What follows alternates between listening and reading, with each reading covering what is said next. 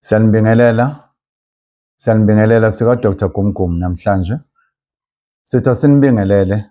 Sifisa ukukhuluma ngesifo la esicashile kodwa siyisifo abaningi abasiboni and abaningi bathatha isikhathi ukuthi basi-understand kanti siyisifo esibi ngoba sixabanisa imindeni, sibulalisa abantu, sibe nomphumela futhi ongemuhle empilweni yomunye nomunye. Isifo sani leso na? Isifo selukuluku noma sokudinwa noma sokuyithola unyanya uma ukhuluma nomuntu ozwana naye. Ungaba ilunga lomndeni noma kube umuntu ozwana naye noma kube umuntu othandana naye noma kube umuntu oshade naye. Phambilini izifo ezinjalo abantu abajwayele ukuyinaka mazenzeka kanti abathakathi bayakwazi ukuzenza. So-ke sesithi asingeneleleke la ekhaya kwa Dr. Gumgum ukuthi siyafisa ukuthi sibasize abantu, sibaqwashise ngaleyo nto ukuthi kunesifo esinjalo. Uma uzizwa ukhuluma nomuntu obuzwana naye noma ozwana naye ngisho ekufonela uyithola usucasuka ngokungaphezu kwamandla sengathi ungamlwela noma umnyusela umoya, kusuke kuyisifo leso.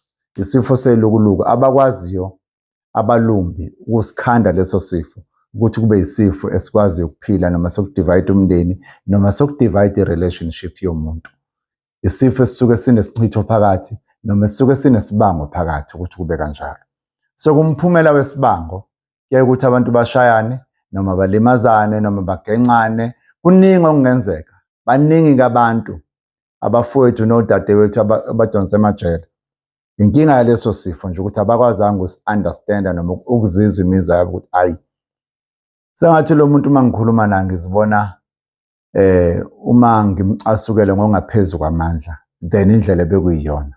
Yes, umuntu angisho ukuthi ngeke akone, umuntu nomuntu unelungelo lokunyukelwa umoya noma kanjani, kodwa try to understand the level yakho yokudideka kwakho noma yokuphakamisa umoya ukuthi isenormal yini, indlela oyiyona noma indlela osukhandwe ngayo ukuthi ube kanjalo.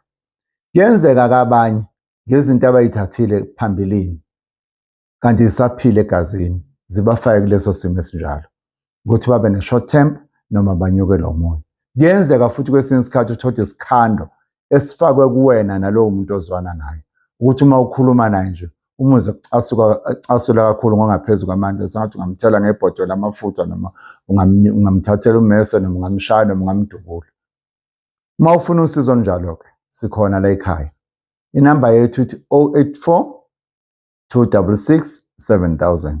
Ngicela ukuyiphinda 084 266 7000 noma 071 999 999. Mangithi 999 ngisho ukuthini? Ngisho ukuthi 071 2 bese kuba o9 abawu6. 071 2 no9 abawu6. Siyatholakala ku-WhatsApp, siyatholakala futhi ukuthi usifonele. Sikhona ku-YouTube, sikhona futhi nako-TikTok. Uma ufuna usizo nokunye siyakwazi ukulapha la ekhaya nokulungisa. Lapha besikhuluma ngani? Ngesifo sokucasuka ngokungaphezu kwamandla, ngesifo selukuluku, ngesifo ukuthi uma ukhuluma nomuntu unyukelwe igwebu. Isifo-ke leso. Sesikusizile-ke, sukuma-ke nawe uthole usizo. Ungaze lesi sifo sikwenzele umphumela omubi, uyibone usuboshiwe noma uyibone usulandelana nomuntu noma uyibone usuxabana nabantu kanti isifo esikhandiwe ngawe le. Siyabonga.